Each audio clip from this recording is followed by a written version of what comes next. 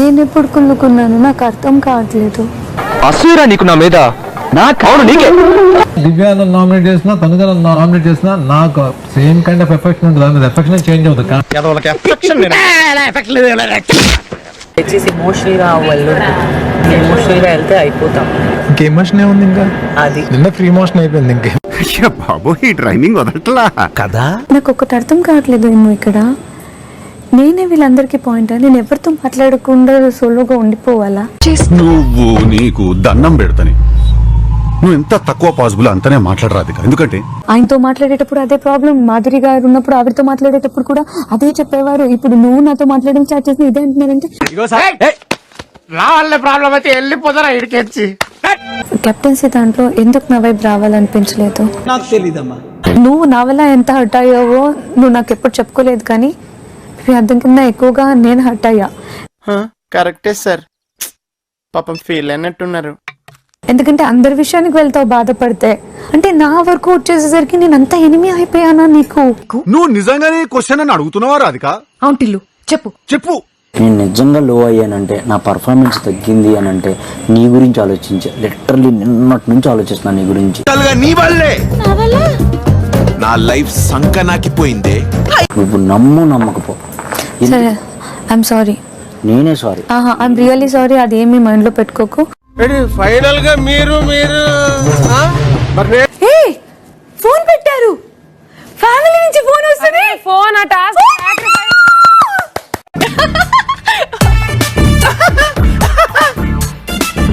Phone పెట్టారు. Phone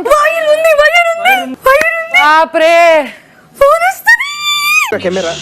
Ramachandra ఈడు ఓరాక్షన్ భరించలేకపోతున్నాను రా. రావమ్మా మా ఫోన్ కాల్. నా ఇష్టం. నేను రావమ్మా నీకోసం మేమంతా. ఆపరాని రాగాలు వింటే జనాలు రోగాలు వచ్చి పోయేటట్టున్నారు. ఎవడరా నువ్వు? ఇప్పుడు ఇలాగే పెయింట్ చేసుకుంటూ కూర్చున్నావు.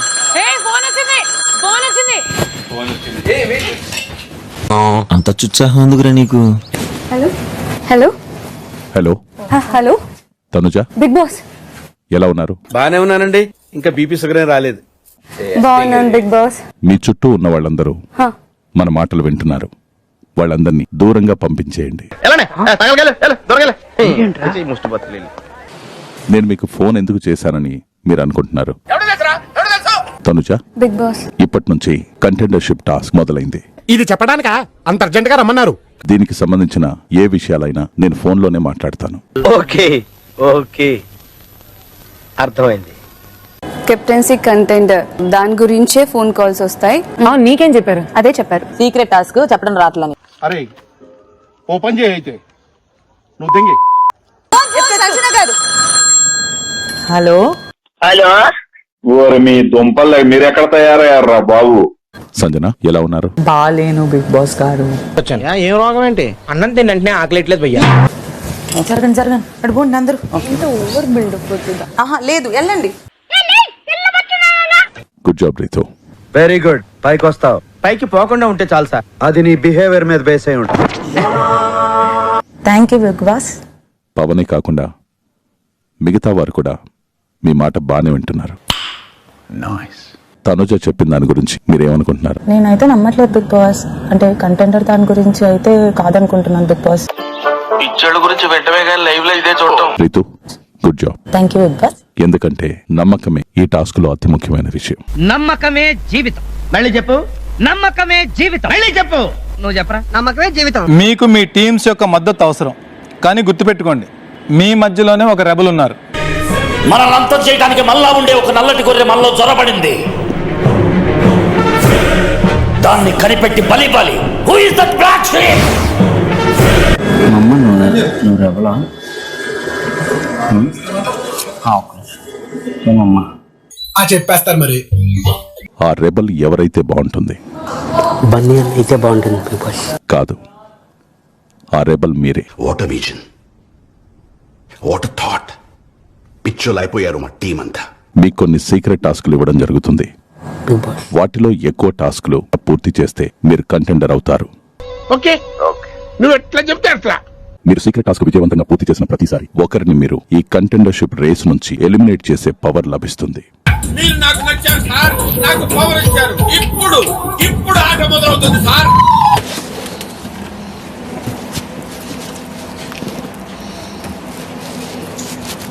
मस्त शेड्स ఉన్నాయి రా నీలా. అబ్బో కమలా సార్. చెప్పండి బిగ్ బాస్. సాయి చెప్పండి బిగ్ బాస్ గారు. లేచి కూర్చోండి. ఏంటండి ఇది? అసలు ఒక సీరియస్నెస్ లేదు. ఎవరు రెబల్ అని మీరు అనుకుంటున్నారు? నేను ప్రస్తుతానికి అంచనా వేయలేకపోతున్నాను బిగ్ బాస్. ఎందుకు పుడతారో కూడా తెలియదండి మనుషులు. కొంతమంది బేసిక్ సెన్స్ ఉండదు మనుషుల దగ్గర. రెండవ రెబల్ కూడా ఉన్నారు, అది మీరే. కళ్యాణ్ని, రితుని, గౌరవ్ని లేపాను బిగ్ బాస్. దాంట్లో కళ్యాణ్ని మేము కెప్టెన్సీ కంటెండర్ నుంచి తీద్దాం అనుకుంటున్నాము. మంచి డైలాగ్ చెప్పావురా. తిరిగి నా థ్యాంక్ యూ రా. మీకు ఒక ముఖ్యమైన విషయాన్ని చెప్పబోతున్నాను. చెప్పండి బిగ్ బాస్. రెబల్స్ మిమ్మల్ని కంటెండర్ రేస్ నుంచి తొలగించారు.